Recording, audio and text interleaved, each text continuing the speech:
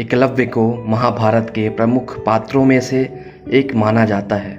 कुछ धारणा के आधार पर एकलव्य, जिनके पिता हिरण्यधनु नामक एक निषाद का पुत्र था और जिस कारण गुरु द्रोणाचार्य ने उसे धनुर्विद्या देने से मना कर दिया था।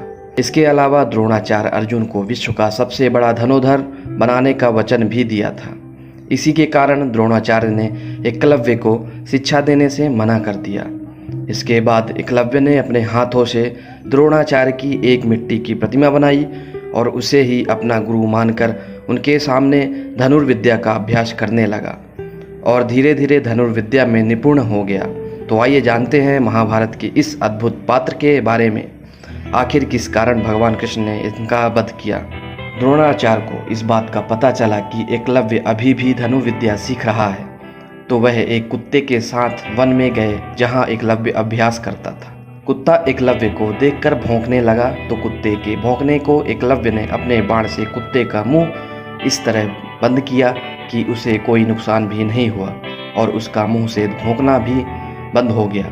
आचार्य द्रोणाचार्य ऐसी श्रेष्ठ धनुर्विद्या देखकर आश्चर्य में पड़ गए। जिस धनुर्विद्या को वे केवल ब्राह्मणों और क्षत्रिय तक सीमित रखना चाहते थे, उसे शूद्र के हाथों में जाता देख उन्हें चिंता होने लगी। तभी उन्हें अर्जुन को संसार का सर्वश्रेष्ठ धनुर्धर बनाने का वचन याद आया।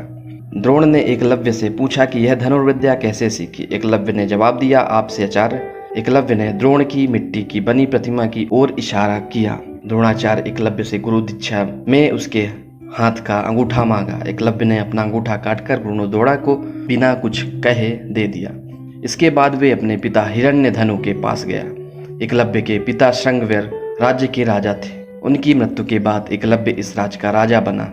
एकलव्य ने अपने राज्य का विस्तार करने के लिए निषाद भीलों की एक सशक्त सेना बनाई।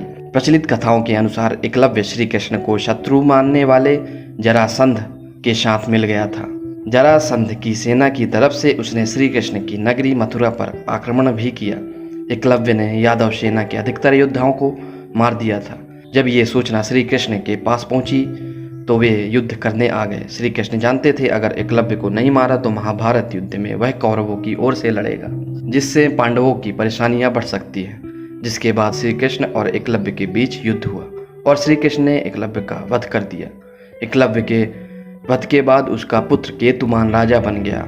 इसके बाद महाभारत युद्ध में केतुमान ने कौरवों की सेना की ओर से पांडवों से लड़ा था और केतुमान का वध भीम ने किया था। इसलिए श्री कृष्ण ने एकलव्य का वध किया।